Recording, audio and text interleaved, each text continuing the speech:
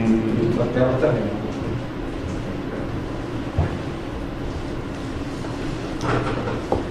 Bem, boa tarde.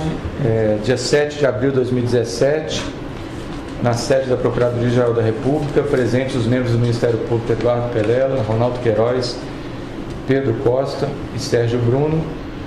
Compareceu o senhor Joézer Batista, acompanhado do seu advogado, Dr. Francisco Assis e Silva, para prestar esclarecimentos. Bem, senhor Joézer, o senhor já contextualizou a vinda aqui do senhor no termo de depoimento 1. Nesse termo de depoimento 2, nós gostaríamos que o senhor abordasse especificamente essas provas que o senhor nos apresentou, especificamente as recentes gravações que o senhor nos forneceu agora. Eu queria que o senhor fizesse isso de uma ordem cronológica e contextualizasse em que situação, em que contexto se dá essas gravações.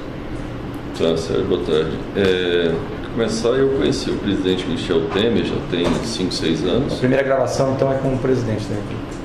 O presidente Michel Temer eu conhecia há 5, 6 anos atrás, ele já como vice-presidente.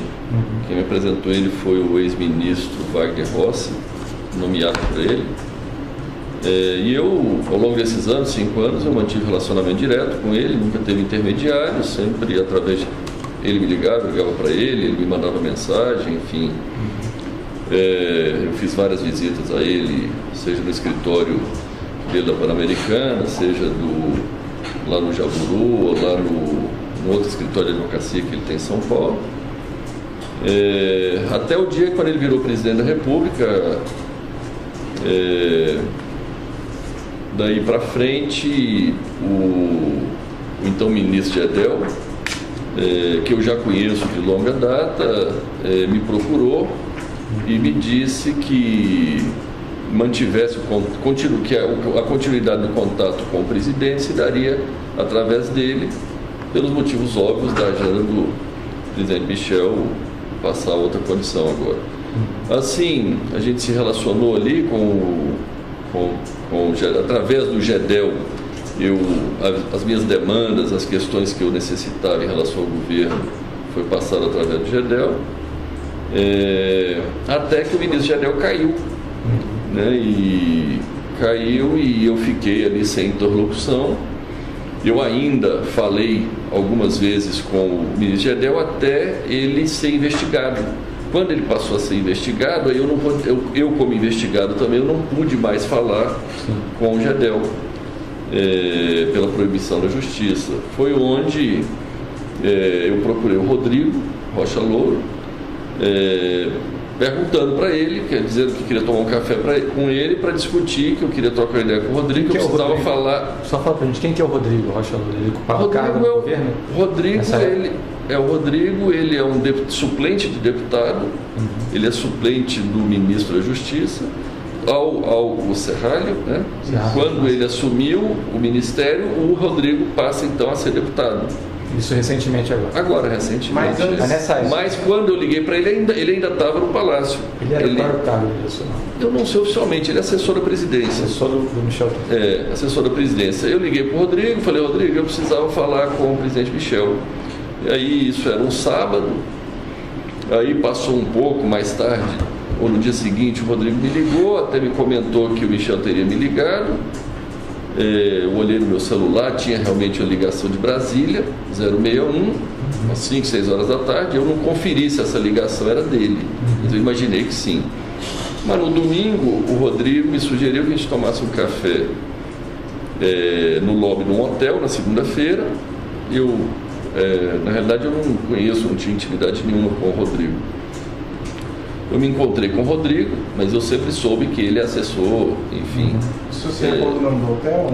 É no Fazano, aqui do centro de São Paulo. Certo. No hotel Fazano, no lobby, encontrei era meio-dia, ele até se atrasou um pouquinho, chegou meio-dia e 15. E ali eu não tinha intimidade com o Rodrigo e não sabia o que eu poderia conversar com ele, o que eu não poderia. O que eu pedi ao Rodrigo, falei, Rodrigo, eu repeti essa história, pedi a ele que, olha, eu precisava falar com o presidente Michel para dar continuidade à minha agenda aqui das questões que a gente sempre tratou lá atrás. Ele imediatamente já me disse que poderia ser no dia seguinte, terça-feira à noite, lá no Jaburu. E realmente aconteceu. Ele falou: pode se preparar que você encontra com ele terça-feira à noite lá no Jaburu e tal. Eu organizo a forma de você entrar lá de forma discreta. E nesse dia no almoço, o Rodrigo tentou conversar comigo, explorar o que seria, mas como eu não conhecia o Rodrigo, não tinha intimidade nenhuma de conversar nada com ele, eu me ative a esperar. Então, ir lá no dia seguinte falar com o presidente Michel.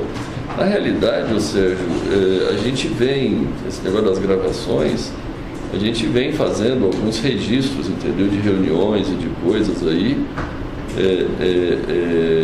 e essa foi uma delas, que eu particularmente registrei em áudio, porque eu achei que seria importante, enfim, estar registrando aquela reunião. E o senhor, que dia que foi essa reunião do Palácio? Então, eu falei ao telefone no sábado, dia 4 de março. Dia 6, que era uma segunda-feira, eu estive lá no Fazano com o Rodrigo. Dia 7 à noite no Jaburu, 10 horas da noite, no Jaburu com o presidente Michel. Aí depois do presidente Michel me autorizar que a pessoa seria o Rodrigo, eu tive mais 2 encontros com o Rodrigo. Na semana seguinte, um dia 13 e um dia 16. Essa primeira reunião no Palácio, o senhor conversou em linhas gerais o que com o presidente? Então, em linhas gerais, eu até levei uma agenda. Eu fui lá no intuito de saber basicamente o seguinte. Primeiro, voltando um pouco atrás, tem um problema do Eduardo Cunha e do Lúcio Funaro, né? Que o Lúcio Funaro é o operador financeiro do Eduardo, do esquema PMDB da Câmara, né? O esquema PMDB da Câmara é composto pelo presidente Michel, Eduardo, enfim, alguns outros membros. Eu fui lá dizer que, olha, o Eduardo está preso, o Lúcio está preso, e a gente paga lá uma mensalidade para o Lúcio, até hoje, e... Paga apenas para o Lúcio ou paga também para o Eduardo? Não, para o Lúcio é uma mensalidade. Para o Eduardo foi um montante. A gente, depois que ele foi preso, a gente pagou 5 milhões de um saldo de dívida que ele tinha créditos, supostos créditos, né, por ilícitos lá de propina, que tinha ficado num saldo anterior. Isso é relacionado àquele esquema do FI e FGTS? Não, esse era 20 milhões que é relacionado à renovação do incentivo da desoneração tributária do setor de frango, que na época o Eduardo Cunha tramitou essa prorrogação e pediu lá 20 milhões para que isso acontecesse. Enfim, na realidade eu achava que era 15, depois ele disse que era 20, então por isso ficou esse saldo de mais 5. E aí eu fui lá falar com o presidente exatamente isso, que tinha acabado o saldo do Eduardo, que eu tinha pago tudo, estava tudo em dia, mas tinha acabado. Por outro lado, que eu seguia pagando o Lúcio R$400 mil por mês, e eu queria informar isso a ele e saber a opinião dele, né? Foi onde...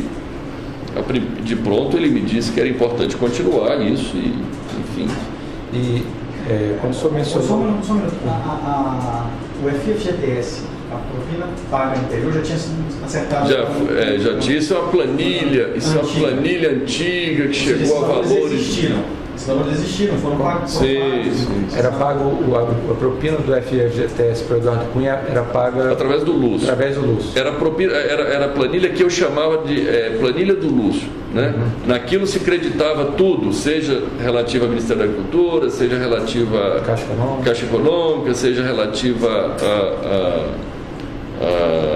esses negócios da Câmara. Só para eu entender essa situação, esses valores mensais que o senhor paga e continua pagando isso ao Lúcio, e o valor que pagou ao Michel é para quê? Para garantir o silêncio deles?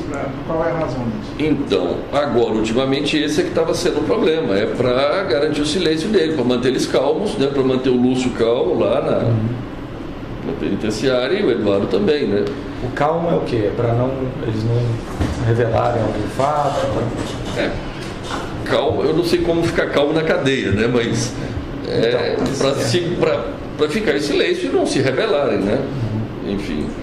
Não havia algum temor de que ele fizesse colaboração premiada, que eles Olha, eu sempre recebi sinais claros de que era importante mantê-los financeiramente, a família e tal, resolvidos, né? Esses sinais vieram de onde? Começou a iniciar, porque assim que ele foi preso, foi muito perto de... O presidente Michel já tinha assumido, né? Foi inicialmente através do Gedel, e aí, quando o Gedel foi investigado, não podia conversar mais com ele, eu fui lá falar com o presidente. E quando o senhor falou que estava cuidando, eu não lembro a expressão que o senhor usou, do Lúcio e do Eduardo, o que o presidente falou? Eu ouvi do presidente claramente ele dizendo que era importante manter isso. A primeira missão minha lá era essa, era ir lá saber dele se o compromisso ainda era necessário, né? Ele me disse de pronto que sim. Tanto em relação a Eduardo quanto ao Lúcio. Ele conhece, ele sabe quem é Lúcio. Sim, quando eu falei Lúcio, ele achou que era o Lúcio, irmão do Gedel. Eu ainda disse, não, presidente, não é o Lúcio Vieira Lima, é o Lúcio Funaro. Ah, tá, entendi. Aí foi onde ele disse, não. Ele fez algum comentário em relação ao Eduardo Cunha, a essa postura do Eduardo Cunha de... Ele fez um comentário, aquele questionário, que o Eduardo fica fustigando ele e tal. Eu entendi aquilo como um reforço à necessidade de eu manter, vamos dizer, financeiramente, né?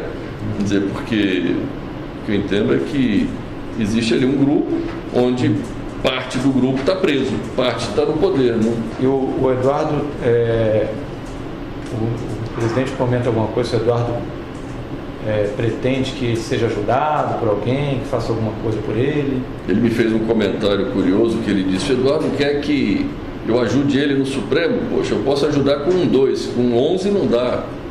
Eu também fiquei calado, ouvi ele, não sei como o presidente poderia ajudá-lo. Tá. Isso foi essa gravação. Tá. Depois dessa, mais uma coisa sobre essa. Nessa reunião, o senhor disse que tinha uma agenda. Então, a primeira coisa foi falar com ele que eu estava mantendo financeiramente os dois, e o quanto isso deveria continuar e tal. Ele me confirmou que seria importante. Aí eu passei para a segunda fase, para a segunda parte da minha reunião, que foi perguntar a ele quem seria o interlocutor, dado que o Gedel tinha caído. Ele me disse que era o Rodrigo Rocha Louras. E eu ainda falei para ele, ainda perguntei para ele, falei, presidente, mas todos os assuntos, que a gente conversa assuntos, né, assuntos íntimos, né? Ele me disse com a palavra, o Rodrigo é da minha mais estrita confiança. Aí, depois dessa palavra, né, eu disse, tá bom, então, da agora para frente, não lhe incomodo mais, sigo falando com o Rodrigo. E aí eu passei para a próxima parte, que já foi adiantando um pouco a ele o que seriam os assuntos que eu teria ali naquele momento para tratar com o Rodrigo, né? Foi onde eu comecei a perguntar o que é assuntos relativos à CAD, relativo à CVM, comentei sobre o problema do BN10, que tinha vetado uma operação nossa. E eu tive informações de que ele intercedeu pessoalmente a favor, tentando nos ajudar, e depois ele me confirmou pessoalmente que, olha, eu falei pessoalmente com a presidenta do BN10, mas ele me descreveu, eu não sei se ele me disse que teve no Rio de Janeiro, falando com a presidente e tal, mas que no final não deu certo, o BN10 vetou a operação. E o senhor comenta, então, isso é um tema do BN10. CVM e CAD era o que especificamente? Então, CAD, porque CAD a gente tem vários assuntos do CAD, que a gente submete à apreciação do CAD. O CAD são, acho que 6 conselheiros, né? E o presidente do CAD está em aberto. eu fui lá exatamente dizer da importância de ter um presidente alinhado com o governo, alinhado com os interesses do governo e principalmente alinhado com o interesse dele, né? Ele naquela hora me disse que não, eu tenho uma pessoa lá que dá para ter conversa franca e tal. Eu entendi conversa franca como que vai obedecer aos interesses, né, do presidente.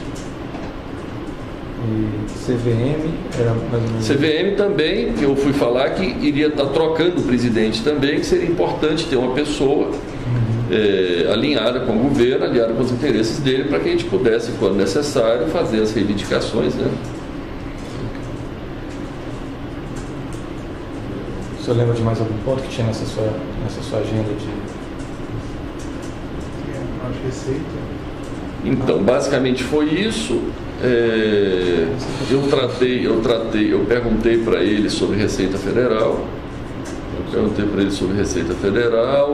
Eu perguntei também sobre o ministro da Fazenda, Henrique Meirelles, que trabalhou conosco 4 anos, e o Henrique, eu já tinha tido a oportunidade de fazer algumas reivindicações ao Henrique, só que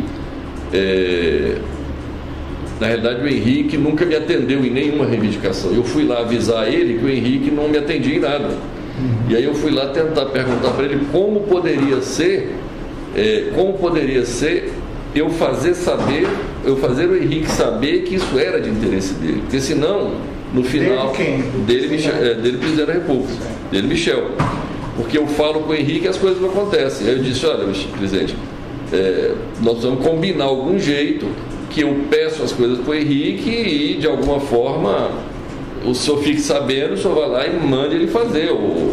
E assim se deu um pouco a conversa em torno disso, e assim ficou combinado. Ele falou: pode falar com o Henrique, você me avisa o assunto, ou até mesmo qualquer assunto que o Henrique vier falar comigo sobre você de interesse seu, já pode avisar para ele que tem o meu apoio.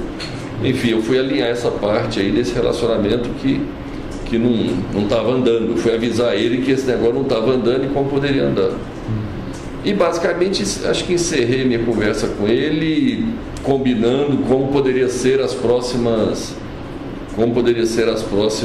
visitas, que tinha funcionado super bem ali, que eu entrei dando o nome do Rodrigo, né? Eu nem dei meu nome, ele até me perguntou se deu seu nome, eu falei: não dei, passei à noite, só abri o vidro, falei que era Rodrigo, entrei, parei direto na garagem e ele me atendeu ali no porão mesmo ali do Palácio do Jaburu. Combinei isso com ele, enfim, e basicamente foi isso. Ok. E podemos passar para o segundo dia? O segundo dia, o segundo evento. O segundo evento foi o quê? Um encontro com o Rodrigo? Enfim, dado isso... Que aí o senhor falou que ele avalizou o Rodrigo... Isso, ele avalizou e disse que o Rodrigo era a pessoa da mais estrita confiança dele. Eu falei: não, então tá bom, então eu vou seguir os meus assuntos com ele, e assim que eu achar necessário e importante, eu volto aqui a falar contigo. Eu registrei eu gravei essa minha reunião, assim como, enfim, gravei a do Rodrigo, as outras, e na realidade eu quando gravei lá, eu não imaginava estar usando isso, né, para provar amanhã o que, mas se é necessário, nós vamos, né? E quanto a essa segunda? Então, aí foi terça-feira, eu tive com o presidente Michel, aí eu fui, passou a semana, eu me encontrei com o Rodrigo dia 13, na segunda-feira, na minha casa, 3 horas da tarde. A sua casa localizada em? No Jardim Europa. São Paulo. São Paulo, isso. Ele foi lá em casa, 3 horas da tarde, e eu comecei as tratativas com o Rodrigo. Eu disse: Rodrigo, já que o presidente, ele me perguntou como foi a reunião, eu disse: foi muito boa, tratei, estou mandatado aqui a falar contigo, você é a pessoa da mais estrita confiança do presidente Michel, então vamos seguir. Eu peguei a lista de assuntos, que era o CAD, CVM, por aí vai, Receita Federal. Expliquei, fiz um apanhado geral de quais eram as demandas, e o mais iminente ali era a questão do CAD, que tinha uma reunião logo em seguida e tal. Eu falei, Rodrigo, vamos focar na questão do CAD, a gente resolve o CAD, depois a gente vai para as outras demandas. Só uma pergunta, isso foi dia 15? Dia 13, na segunda-feira.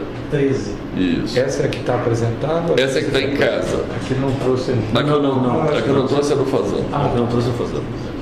Essa é na casa, tá aí.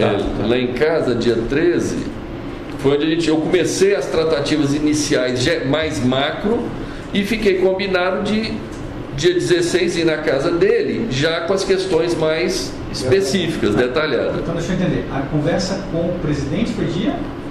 7 à noite, terça-feira. 7 de março. A primeira conversa com o Rodrigo foi segunda, 6. Eu tive na terça-feira à noite, com o presidente Michel, 7. Aí eu tive na outra segunda, o Rodrigo esteve lá em casa. 13. Aí eu tive na casa do Rodrigo dia 16, quinta.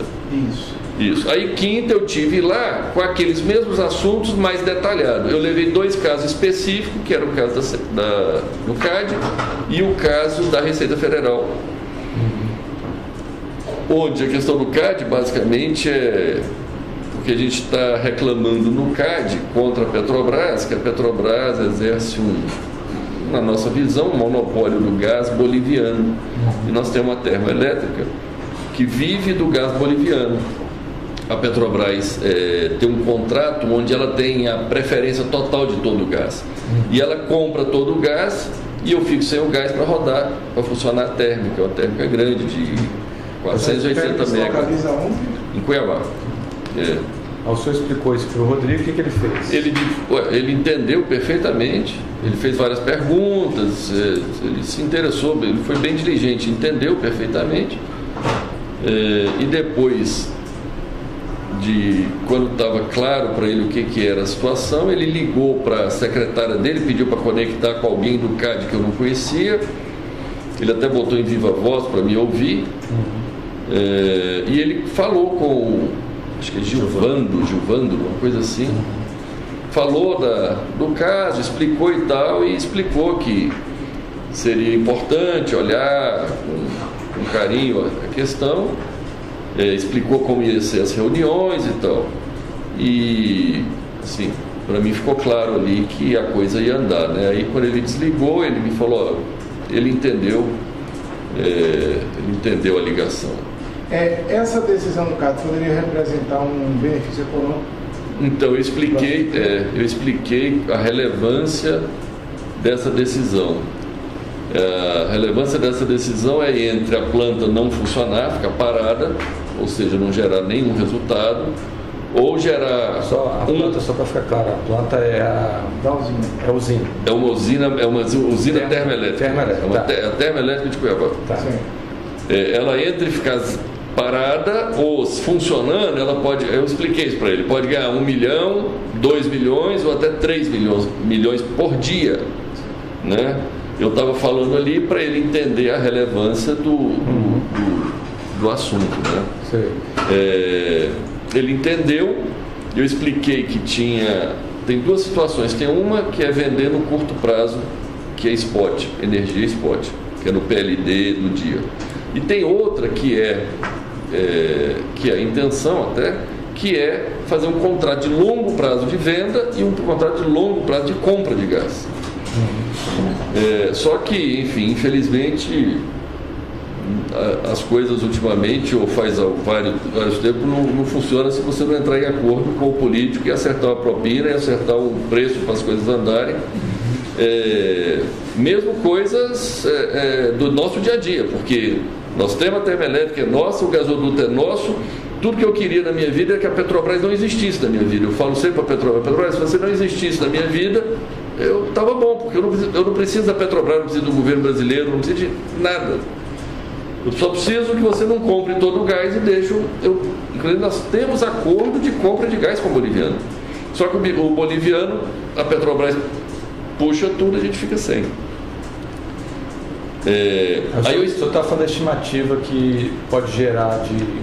Aí eu expliquei para o Rodrigo exatamente 1 milhão, 2 milhões, 3 milhões, no intuito, porque é o seguinte, a planilha do Eduardo acabou, a planilha do Lúcio acabou o dinheiro.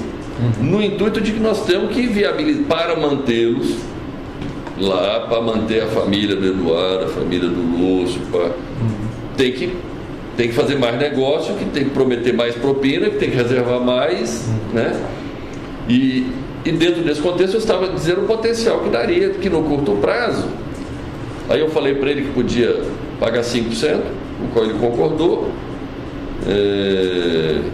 Eu expliquei que a gente abriria uma planilha e à medida do necessário a gente iria ali 5% do lucro da termoelétrica. Se desse certo. Que o CAD dá decisão favorável a nós para que a Petrobras fornecesse o gás para nós, porque a Petrobras compra tudo e aí ela fica monopolizada. A gente precisa do gás, a gente não consegue comprar o gás. E aí ela não vende o gás, ou quando vende a um preço exorbitante, de forma que a gente nunca consegue ganhar nada. Quando a energia sobe de preço, ele sobe o preço do gás. Quando cai de preço, ele cai o preço do gás. Então a gente fica 100% refém da Petrobras. Quando o senhor falou de 5%, qual foi a reação do Rodrigo? Não, ele disse, tá bom. Mas ele entendeu do que o senhor está falando. 5% era 5% do lucro. Sim, propina. Lógico. E aí depois disso, que o senhor falou disso? Não, logo em seguida nós falamos do longo prazo. Eu expliquei para ele o potencial que daria isso, que essa planta, se fizer um contrato, essa planta foi um investimento de $1 bilhão. São 700 quilômetros de gasoduto próprio.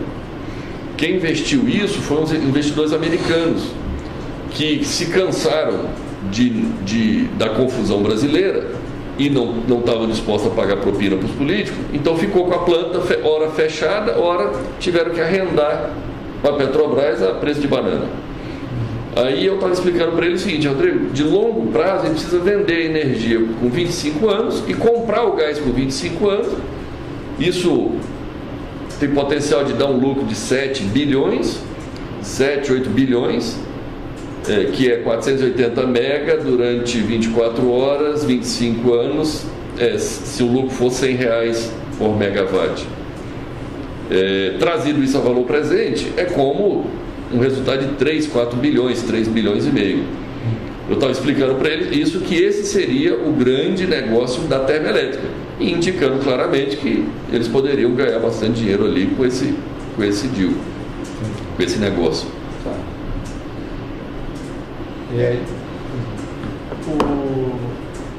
Então o senhor tratou da agenda do CAD, deixa eu tudo explicar. Tratou da agenda dos outros órgãos também? Então, terminou o negócio do CAD, eu fui falar do outro assunto que eu levei especificamente para ele, que também é outro problema, que é o que os políticos mais souberam fazer ultimamente, é arrumar dificuldade para vender facilidade, né? Que tem um outro problema, é que os créditos fiscais gerados na instância federal de PIS e COFINS, porque como nós somos um grande exportador, a gente tem um acúmulo muito alto de crédito de PIS e COFINS. A gente usa esses créditos para pagar as dívidas do INSS.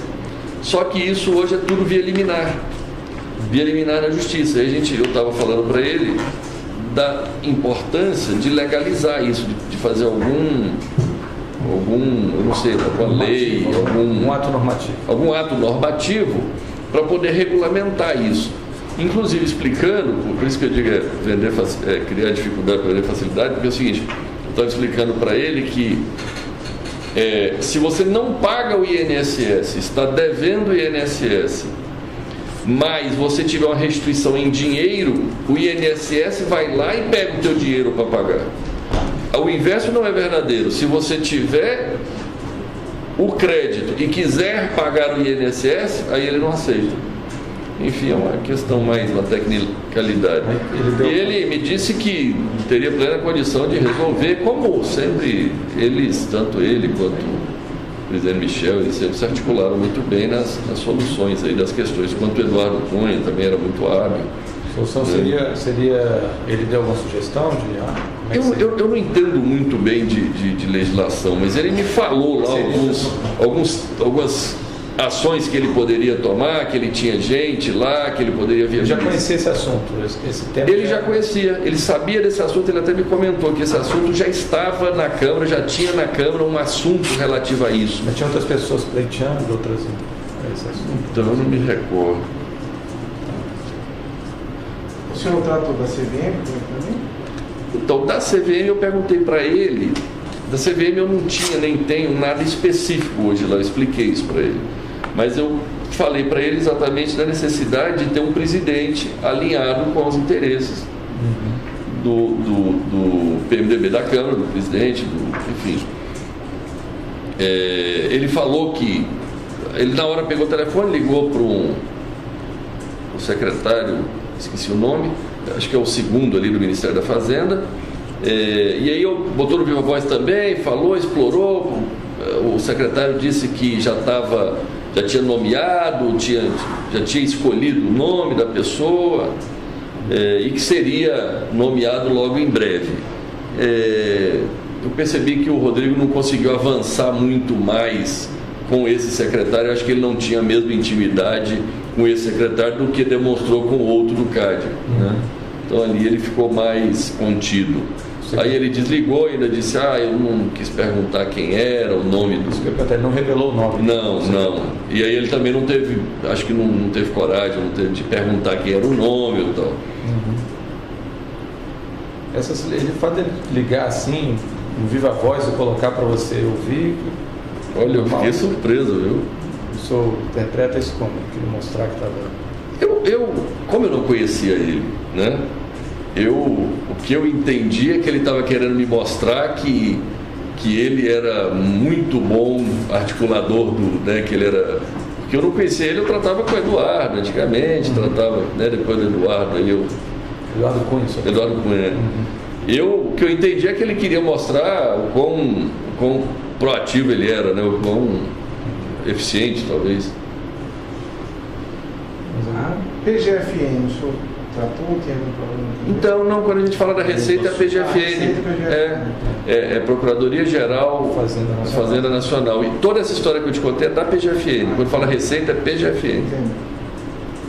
Ele comentou também, você está me falando aí um negócio que eu não tinha lembrado, ele comentou também que eles estavam vendo para trocar o secretário da Receita, o Rachid e tal, que eles estavam olhando para fazer mudanças e tal. Vocês conversaram também, o senhor falou que conversou sobre a situação do Eduardo Cunha e do Bolsonaro com o presidente Michel Temer. Você também conversou com o Rodrigo Loures sobre essa situação do Funaro e do Eduardo Cunha? No dia na casa dele, no dia na casa dele, depois que eu falei lá da propina dos 5%, da planilha que a gente abriria e tal, quando a gente estava saindo, eu voltei a falar com ele, com o Rodrigo, que o Lúcio tinha até ficado nervoso essa semana e tal. Ele falou, mas nervoso por quê? Eu falei, não, porque atrasamos o pagamento para pagar e tal. Eu falei, mas não tem porquê. Enfim, eu expliquei para ele, eu disse, mas já está tudo calmo, tudo tranquilo. E ele me perguntou do Eduardo, eu disse, não, o Eduardo está lá, está calmo, enfim, não tenho notícia dele, está tudo bem. Enfim, aí terminou meu encontro. Mas isso foi no mesmo contexto, então, ele também havia essa preocupação de deixar calmo o Eduardo e o Lúcio. Ele perguntou alguma coisa, como é que eles estavam?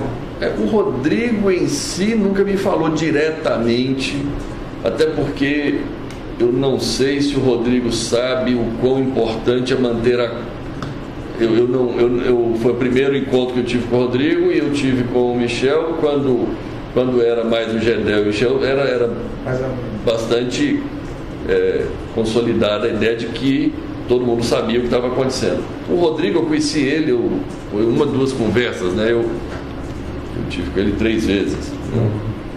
Enfim, porque eu não me relaciono com o Rodrigo. Né? 100% do meu negócio é com o presidente Michel.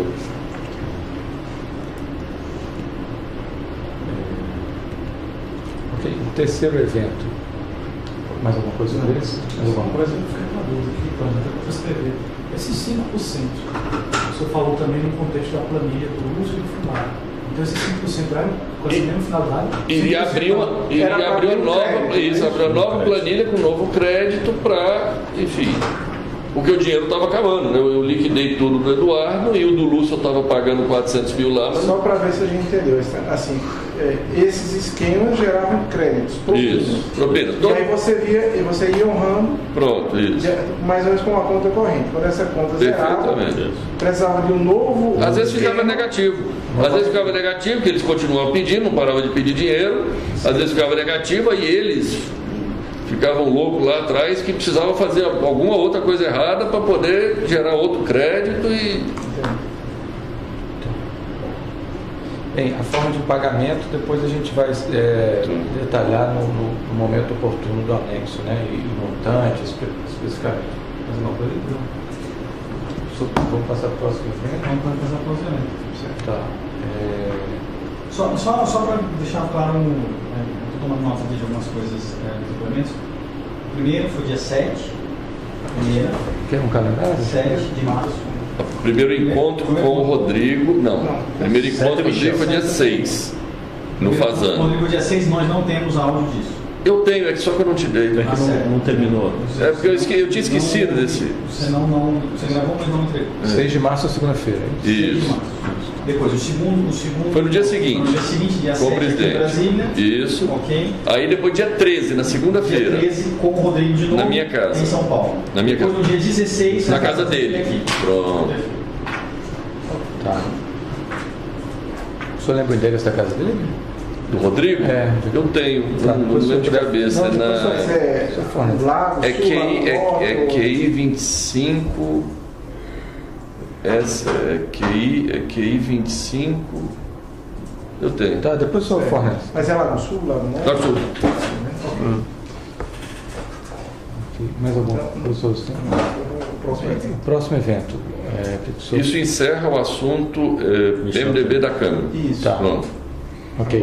Agora Então, o senhor vai falar de um evento que Teve outro evento que eu também registrou. registrei também, trouxe aqui para vocês, que enfim, de um senador, do Aécio, Aécio Neves.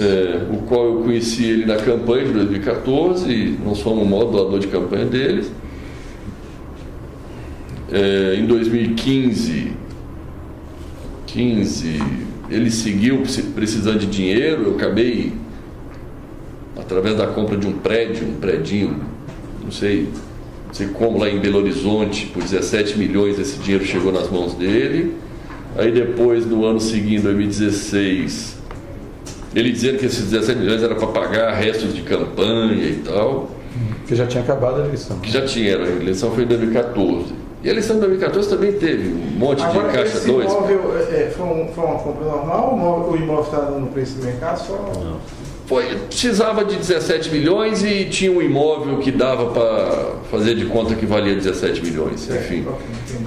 Houve um superfaturamento do imóvel para justificar esse repartilho, né? A gente não estava atrás de comprar um imóvel em Belo Horizonte. E de quem que era esse imóvel? Você recorda? Então, era de um jornal. A gente depois fornece. Ah, tá. Não, só para saber, mas é uma pessoa... Uma pessoa ligada a ele. Quem indicou para a compra do imóvel foi o Aécio. Tá. Aí é uma pessoa ligada, ele é um amigo dele, que tem esse imóvel. Aí esse dinheiro deve ter chegado na mão dele de alguma forma. Tá. E aí no ano... Só um detalhe, mas chegou na mão... Mas como é que foi o pagamento para o dono do imóvel? Foi legal, foi via banco mesmo. Isso. Tá. De acordo com a escritura de do Minas. imóvel. É de Minas. Tá. Aí tudo bem, de alguma forma chegou na mão do senador e aí, quando foi em 2016, um dia na casa dele, ele me pediu 5 milhões lá e eu não dei. E logo começou as investigações em cima de mim. Eu até chamei esse amigo dele, o Flávio, pedi para o Flávio, pedi a ele, pelo amor de Deus, parar de me pedir dinheiro, porque eu já estava sendo investigado e ele lá... É Flávio enfim, de quê? Eu não lembro, depois eu posso te dar Flávio Jacques Carneiro. Flávio Carneiro. Carneiro, tá. Aí o senhor pediu para não... E aí eu pedi o Flávio, falei, Flávio, pede o Aécio lá, ele me pediu 5 milhões lá para pagar advogado, mas eu não posso, eu estou sendo investigado. Já tinha começado a ser investigado na CEPS. Sim, operação CEPS. Aí ele foi, acho que falou com o Aécio, tanto é que o Aécio parou de me ligar, nunca mais me ligou. Aí quando foi Aí tinha sumido, o Aécio tinha sumido. Quando foi agora em janeiro ou fevereiro, em fevereiro, eu recebo, enfim, uma ligação de um amigo em comum. Fevereiro de 2017. Isso. De 2017. Eu recebo uma ligação de um amigo em comum dizendo assim: Joesley, você tem como receber uma pessoa sábado? Eu não sabia quem era nem nada, mas como era uma pessoa conhecida minha, eu disse: tem. Enfim, eu estava até na escola, nós temos uma escola, um projeto social nosso. Eu estava lá no sábado e tal, chega a pessoa, quando eu vejo, se apresenta como Andréa Neves, irmã do Aécio. Aí ela foi lá, me disse que o Aécio mandou me procurar e tal, precisava de 2 milhões para pagar advogado. E que seriam advogados que a gente já trabalhava. Na época eu tomei nota lá e disse: André, me dá teu número aqui, deixa eu ver, deixa eu pensar, porque pagar nota de advogado não dá mais, porque eu já estou mais do que investigado e ainda ter superfaturamento de advogado por serviço não prestado, para poder, esse negócio vai dar errado. Inclusive eu avisei a ela que no fundo nós precisávamos era tentar arrumar, maquiar, fazer uns contratos fictícios ali para tentar dar ar de legalidade do que a gente tinha feito em 2014, da campanha, que teve um monte de coisa ilegal lá que a gente fez na época da campanha. Aí ela entendeu, tal, tudo bem. Eu sei que eu sumi, eu não fiz nada. O primo do Aécio procurou uma pessoa que trabalha comigo. E aí falou, cobrando, falou: esse primo? É o Fred que procurou o Ricardo. Aí o Fred procurou o Ricardo procurou o Fred, alguma coisa assim, para acertar esses contratos, esses negócios. Aí, lá no meio da conversa, discutiram como acertar esses contratos fictícios e tal, o Fred cobrou de novo. E aí o Ricardo veio me cobrar. Foi quando eu falei: Ricardo, é o seguinte, eu só converso esse assunto com a Aécio, eu não conheço a irmã dele. Ele manda a irmã dele num sábado vir me procurar. Se o Aécio fala comigo, eu posso pensar o que fazer, mas se o Aécio falar comigo, eu não vou fazer. Tá bem.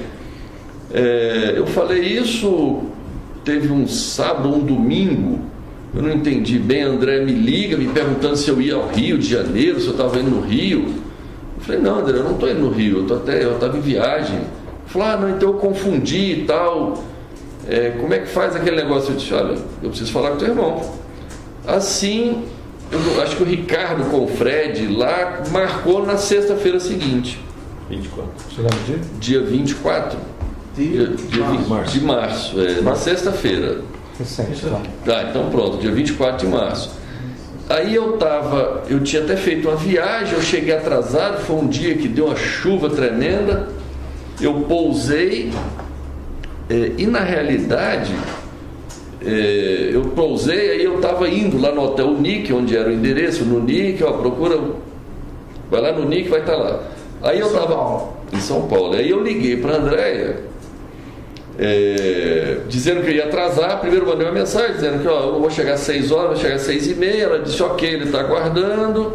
Daqui a pouco eu cheguei até a chegar perto do hotel ali, eu mandei outra, eu liguei para ela, disse: André, eu tinha uma viagem para Nova York nesse dia à noite. Falei: André, eu acho que não vou conseguir ir lá encontrar o Aécio, porque eu tenho uma viagem para Nova York e eu estou enrolado aqui. E ela no telefone se mostrou exaltada, dizendo: não é possível, tal, não me fala isso. Aí eu falei: não, tudo bem, deixa eu ver se atraso meu voo para Nova York, eu vou lá. O senhor tem registrado essa ligação para ela? Eu tenho mensagem de texto, e ligação deve ter as ligações, eu tenho a mensagem que eu mandei para ela, que ela me mandou. Vai fornecer isso para nós. Com certeza. Aí eu falei: tá bom, então eu vou lá. Cheguei lá, já tinha uma pessoa, devia trabalhar com ele, me esperando. Eu subi no quarto, no 7º andar. Aí cheguei lá, enfim, ele estava meio exaltado, acho que falando com algum repórter, porque alguém... Quando o senhor subiu direto ou se identificou na... Não, eu subi direto. Tinha alguma pessoa me esperando lá na porta já do hotel. Quando eu cheguei, essa pessoa que eu não conheço, deve trabalhar com ele, já me levou direto, subiu, eu não fiz registro nenhum. O senhor chegou com o seu carro? O meu carro, parei no valet e subi. Tá. Aí subi, fui direto lá, cheguei lá, ele estava meio exaltado, acho que falando com algum repórter, algum jornalista sobre algum problema, acho que sobre a delação da Odebrecht. Aí desligou e tal, ainda reclamou que o pessoal da Odebrecht delatou ele e tal. Enfim, eu fiquei calado. Ele sentou, acalmou um pouco lá e aí se deu, nós começamos a conversar. E qual foi o primeiro ponto do diálogo da conversa? Então, basicamente, a conversa com o Aécio... O senhor, primeiro, quem marcou foi ele? Ele que tinha uma pauta ou o senhor também tinha uma pauta? Porque ele queria os 2 milhões. Isso, 2 milhões. Mas antes de tocar nesse tema, ele falou de alguma coisa quando ele desligou? Qual foi o comentário dele sobre ele? Então, com o Aécio, primeiro ele se mostrou bastante incomodado com o negócio da delação da Odebrecht.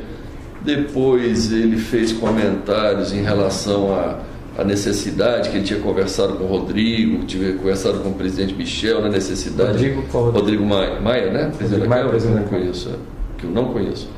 Aí falando que negócio do abuso de autoridade, que tinha que aprovar o abuso de autoridade, tinha que aprovar o negócio do Caixa 2 para poder resolver os problemas, se livrar desses problemas e tal. Aprovar o negócio do Caixa 2 é o quê? É a lei, né, do Caixa 2 para anistiar o Caixa 2 para resolver. Inclusive eu comentei com ele, eu falei, pois é, Aécio. Inclusive porque é o seguinte, eu relatei para ele, eu falei, até chamei o teu pessoal lá, o teu primo, o pessoal, está reunido lá, vendo como é que nós vamos fazer os contratos fictícios ali para dar ar de normalidade naquilo, porque... Enfim, eu expliquei para ele que tem vários, tem de publicidade, tem de pesquisa, tem de toda a natureza. Da época da campanha, 2014. Eu expliquei para ele que, apesar do Lúcio Funaro estar preso, vamos dizer, a única coisa que está dando certo até agora é um contrato fictício que eu tenho com o Lúcio, de 100 milhões, e que eu falo na imprensa que tem esse contrato e tal, né? Enfim... Aí eu falei, olha, tem que dar arma de normalidade. Ele falou, não, mas nós vamos dizer que terça-feira seguinte estava acertado que ia passar a lei do Caixa 2, ia estar tudo resolvido e tal. Eu falei, pois é, mas depois tem a questão do abuso de autoridade. Eu falei, realmente e tal, enfim, se deu nesse ano. Logo em seguida eu falei para ele dos 2 milhões, eu expliquei para ele que não dava para pagar advogado, que ia ser remontar mais problemas. Eu sugeri a ele que pague em dinheiro. Eu falei para ele, falou, mas como paga? Eu disse, se for você que vai receber, eu pago pessoalmente. Se for alguém, eu mando alguém. Se for alguém que trabalha contigo, eu mando alguém que trabalha comigo. Resolvendo ali, ele nominou que seria o Fred, que iria cuidar disso. Terminado, Fred, o primo dele, terminada a história dos 2 milhões, que ia ser tranches de 500 mil por semana. Seriam 4 pagamentos de 4 pagamentos de 500, isso. Não semanais consecutivos, porque a gente tem dificuldade de arrumar dinheiro, tanto dinheiro assim. Aí então deixa para marcar, mas tem uma periodicidade já definida ou não? Não. A semana liga, combina. É combinado entre você e o Aécio ou entre... Entre eu e o Aécio, que está combinado. A operacionalização se dá com o Fred e o Ricardo. Tá. Isso. Agora o Aécio não se mete mais porque a decisão foi tomada. Foi tomado, 2 milhões, vai ser em dinheiro, vai ser o Fred, vai ser o Ricardo. Aí os dois se acertam. Tá. Desse valor, já houve algum pagamento? Teve acho que Teve o primeiro. O acerto foi dia 24. 24. Esse primeiro pagamento, você sabe quando foi? Acho que foi ontem. Ontem. Se concretizou mesmo? Tá. Quem fez o pagamento da sua parte? Foi o Ricardo. O Ricardo, que vai no seu depoimento ainda, né? Esse dinheiro, como é que foi? O senhor sabe detalhes? Como é que foi gerado o dinheiro? E foi em espécie, né? É espécie, recebimentos nossos. A gente recebe muito, a gente recebe na conta local, mas recebe em espécie. E onde é que foi pago isso? Em que local? Puxa, eu não sei os detalhes, Vamos tem que ver com o Ricardo. Eu estava viajando, estava fora do país. O que mais que foi tratado nessa... Enfim, aí eu tenho uma questão. Esses 2 milhões, a irmã relata que era para pagar um advogado que ele estava precisando, ou era para receber por intermédio do advogado. O que eu quero dizer é o seguinte, ele já chegou a pedir dinheiro para pagar a dívida de campanha, etc. Esses 2 milhões, ele disse para que ele ia usar, não, ou os advogados seriam um instrumento Eu não sei, tio. para transitar esse dinheiro? Mas quando pede sempre é para pagar alguma coisa, para o que você falou, né? Ou é a dívida passada de campanha, para financiar a campanha. Me corrija se estiver errado, o senhor falou mais cedo que era para inserir isso numa nota de advogado que já trabalhava com o senhor. Isso, para pegar um advogado que já trabalha conosco. Superfatura? Superfatura, põe mais Mas R$1 milhão. Isso. Só que isso aí eu não aceitei. Ele falou, não, isso não dá. Vamos tentar pagar. Seriam os advogados? Eu não lembro de cabeça. Se for importante, eu tento pegar. Se puder trazer depois quem seriam os advogados. Então. Ele me falou na época, eu não sou ligado a ele, eu não conheço os O advogados. Ricardo sabe? Pode ser que saiba, tem que perguntar para ele. Mais uma coisa? Então tá. Mas aí tem se esse nome está mencionado nos áudios? Não lembro, acho que não. Tudo bem. Se depois quiser consultar também. Nós verificamos. Outra coisa. Porque eu nem dei assunto ao advogado, porque a gente já está cheio de problema nas notas passadas, né, precisando, enfim, aí falou, eu não posso gerar mais problema ainda. Tá. Qual o tema que foi tratado nessa conversa? Depois do 2 milhões? Pronto. Aí encerrou então a questão do 2 milhões, eu fui perguntar a ele, consultar a ele sobre a Vale. Porque na realidade, deixa eu voltar um ponto aqui, quando a irmã dele me pediu 2 milhões... Já que o outro tema passado, porque ele chegou a comentar de duas leis. Uma seria a lei de abuso de autoridade, que tinha que aprovar. E a falou que também. E a do Caixa 2. E a do Caixa 2, que era uma anistia geral. Pronto, e tal. O que mais que ele falou? Estava sendo feito de que forma e se está sendo feito, ou está sendo concretizado, em que pé que está isso? Ele me disse que iria ser votado esse negócio terça-feira, que já tinha conversado com o Rodrigo Maia, que tinha falado com o presidente Michel Temer.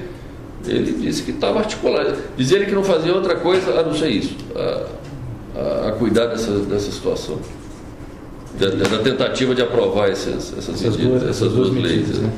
E ele falou mais como é que seria feito, especialmente essa da anistia. Essa da anistia seria para pagar, para tentar minorar os efeitos inclusive dessa delação da Odebrecht que o senhor comentou. Isso. Ele deu mais algum detalhe de quem mais estava inserido nesse contexto de aprovação de medida legislativa? Não. Então, voltando para o segundo tema que o senhor estava mencionando, eu interrompi. Então, passou essa questão, porque voltando lá, o dia que a André me procurou, ela me pediu esses 2 milhões e me pediu, e me falou que precisava de outros 40 milhões.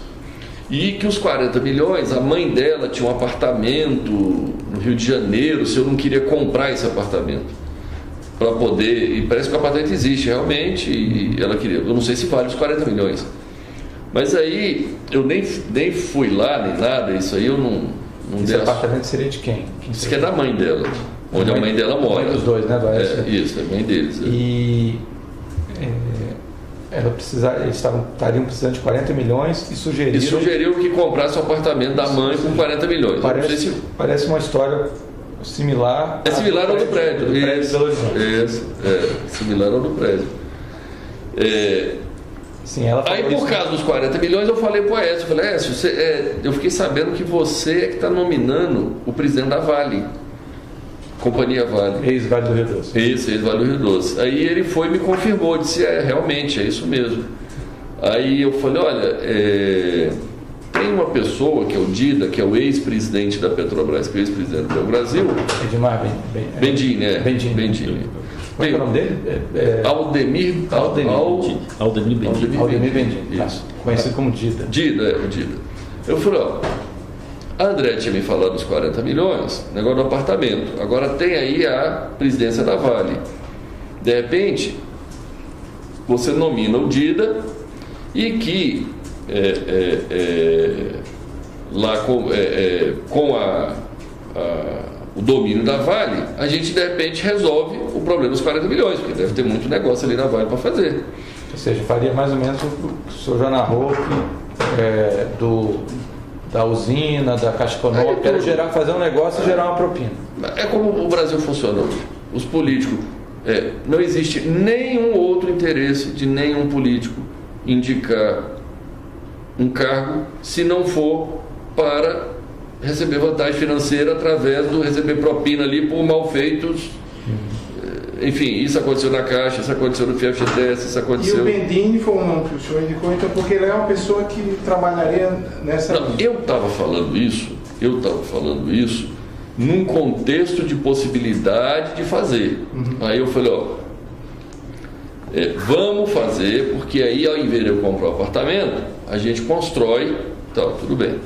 Aí na hora de pronto ele disse assim, não, mas não pode, porque eu já nominei. Eu já coloquei uma pessoa lá, não posso te falar o nome, porque... Colocou ele, na verdade já tinha indicado. Já tinha indicado, não tinha saído ainda. Era sexta-feira, disse que o nome ia sair segunda-feira, parece que saiu mesmo. Aí foi, segunda-feira, saiu o nome, aí eu entendi o que foi o presidente lá, voltando. Aí eu falei para ele, aí ele falou, não, aqui não dá, que o presidente tal, diz ele que... Manipulou. Eu não entendo como, parece que a Vale tem uma governança para ter independência na eleição, na escolha do presidente. Mas parece que eles têm algum jeito de fraudar esse troço e virar presidente alguém com nominação política. Ou seja, a Vale deve recrutar no mercado alguém. Mas eles manipulam esse sistema aí para poder virar presidente ou indicado. Indicação política. Ele me explicou isso. Tá. Ele disse, olha, nós fizemos de um jeito lá que em tese é algo independente, mas na prática o candidato da gente vira um candidato, acaba ganhando. Pronto. Aí ele me explicou isso, mas me explicou de pronto que eu poderia escolher qualquer uma das 4 diretorias,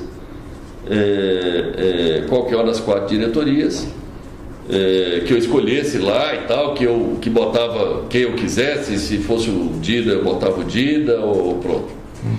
Enfim, aí eu não conheço a Vale, eu não conheço a diretoria. Eu falei, isso tá bom, deixa eu pensar. Aí ele fez muita questão de dizer, esse negócio de 40 milhões esquece, fala pro Dida esquecer disso. É o seguinte, todo o meu assunto é com você, falando em relação a mim. Todo assunto, acerto, eu não quero ter relação e contato com outra pessoa, quero, vamos dizer, nesse contexto, eu falei, não, tá bom, tá bem, já entendi. E aí ficou assim, o negócio da diretoria da Vale para poder ser de repente a solução para gerar o tal dos 40 milhões e coisa. E basicamente acho que no geral foi isso. Aí depois tem que pegar o áudio e lembrar de outros detalhes. Mais alguma coisa? Galela? Pedro? Só tenho na verdade uma dúvida. Lá atrás, voltando ao primeiro tema, você falou que tinha um esquema PMDB da Câmara. Isso. Lá atrás, no primeiro tema. Isso. Na hora que eu estava pegando notas aqui, me passei. O senhor falou que havia alguns envolvidos, que o senhor sabia. Nominou o presidente Michel Temer, nominou mais algumas pessoas. E de mais algumas pessoas. O senhor tem conhecimento de quem seria que participaria disso? Então, eu posso falar só dos que eu efetivamente fiz negócio, que é com o presidente Michel, com o Eduardo e com o Lúcio. Só faz Eduardo Cunha e Lúcio Funaro. Isso é do que eu tenho conhecimento. Okay. Agora, que eu tenho conhecimento também que o Michel Temer foi o presidente Michel é quem nominou Wagner Rossi na época, e ele é que nominou todos os ministros da Agricultura até antes da Cátia Abreu. Foi a nominação dele. Eu ouço na imprensa que o ministro Eliseu Padilha, que eu nunca tive, eu conheço ele, mas nunca tratei de nada ilícito com ele. Aí tive já eu conheço o Moreira Franco, a minha vista aqui é o grupo do presidente Michel, né, que é o Moreira, Eliseu Padilha, o Gedel, o que eu ouço na imprensa, né? Agora, negócio, desse grupo, o negócio era através do Eduardo Cunha. Entendi. Tem mais um ex-parlamentar desse grupo? O senhor já teve algum tipo de negócio com o ex-deputado Henrique Eduardo Alves? Não, também não. Mas eu sei que é do grupo. Né? Eu ouço falar e sei, já ouvi deles ali. Né? Na realidade, complementando aqui, tá? Eu ouvi isso, não é só da imprensa, né? Eu já ouvi isso deles. Deles, né? Tá? De que esse é o grupo deles. Entendi. Só para finalizar, já que a gente está falando de relação pessoal, o Lúcio o senhor conheceu como? Conheci em 2011 através de um amigo em comum, que foi assim que eu dei entrada no pedido do FIFGTS. Na época eu achei que tinha sido uma coincidência, hoje eu acredito que não foi coincidência. Eu dei entrada no pedido do financiamento do FIFGTS, eu não conhecia o Lúcio nem ninguém. Na semana seguinte aparece um amigo em comum, foi lá no meu escritório e disse: Wesley, eu tenho uma pessoa querendo te conhecer. Aí foi lá, me apresentou, falou: esse rapaz chama Lúcio Funaro, ele quer te conhecer, eu não sei o que é, saiu da sala e me deixou sozinho com o Lúcio. Aí o Lúcio veio dizer: você deu entrada lá no FIFGTS, no pedido, eu tenho como lhe ajudar, eu tenho pessoas lá e tal, e se referiu ao Fábio Cleto. Tá. Foi daí para frente que isso acabou virando o modus operandi do Lúcio e do Eduardo, e que eu entendo do grupo ali, que ficam mapeando aonde você faz negócio, negócios legítimos seu no dia a dia. Vamos dizer, esse negócio do FIFGTS, nós construímos a fábrica. A fábrica existe, construiu, não foi desviado o dinheiro, a gente paga o juro, está lá. Só que, assim como os outros, eles ficam mapeando aonde é que você tem problema, onde é que você tem negócio, eles vão lá, criam um problema, criam dificuldade, você faz um acerto com eles, aí a coisa anda. Basicamente esse é o modus operandi dessa turma. Alguma coisa? Perela? Não, mais nada. Pedro? Tá. Então, o senhor quer falar mais alguma coisa sobre esse tema? Porque a gente ainda depois tem outros... Não, provavelmente. Tem mais alguma gravação que o senhor queira mencionar? Não. Tá. Então vamos encerrar esse termo 2, dia 7 de abril de 2017.